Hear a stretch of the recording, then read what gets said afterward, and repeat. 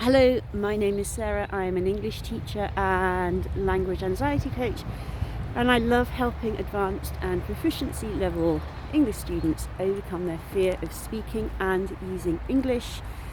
Usually when I make these videos, I'm taking my dog for a walk. Usually my dog is free to go where she wants. Today she's actually on her lead, so sometimes she pulls me and I have to stop, or she wants to go in a different direction and we're not going up there.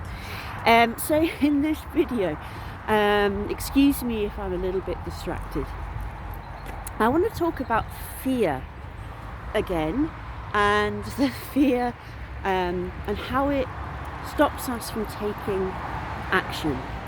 So this fear that I'm talking about, it's not the fear that we experience when our lives are at risk, but it's the kind of fear we experience in our minds when we have to do something that's a little bit risky, or where we might experience rejection. So for example, applying for a new job or a change of career, and maybe you want that, but you think, well, I've been doing my job for 20 years and I don't know if I can change, and I might not have the skills, and it could be really scary, so I'm just not going to do it. And it's that kind of fear that I want to talk about today. Now, I think we all experience that kind of fear. I think all of us, at least a few times in our lives, have wanted to do something and have not done it because we were afraid of rejection, we were afraid of failure, we were afraid of not being good enough or not being chosen, and so we just didn't do what we wanted to do.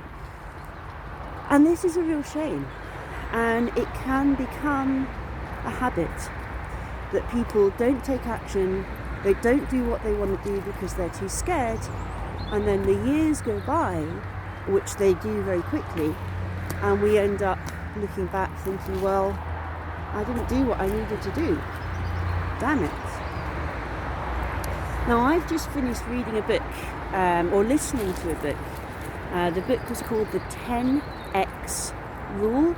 It's a brilliant book for anyone who really wants to kind of grow and expand and be successful in whatever, however that means to you. I'm not necessarily talking about financial success. And he talks in the book about fear, and his strategy for dealing with fear is to starve it of time. So what does that mean, to starve fear of time? Well, basically it means when you realize that you are scared of something, instead of finding a reason not to do what you know you need to do, you do it anyway, and you don't allow yourself the time to think about it. Now, this was really interesting for me because I'm a person who really likes to plan stuff. I'm a big planner, and I realised that part of the reason why I like to plan things is because it puts it off.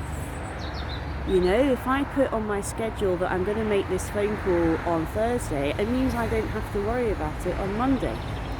But that's fine, except that it slows me right down.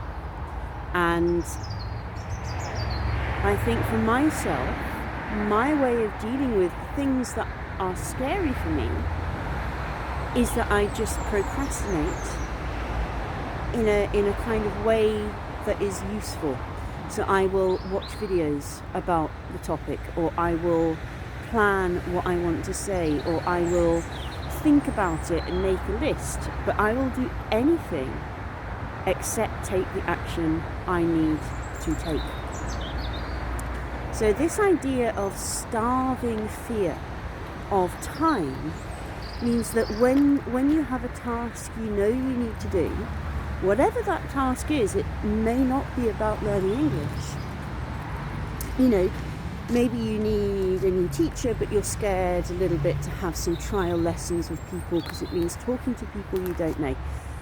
Maybe you need to talk to your boss about something, but your boss, isn't a very friendly person and you're putting it off.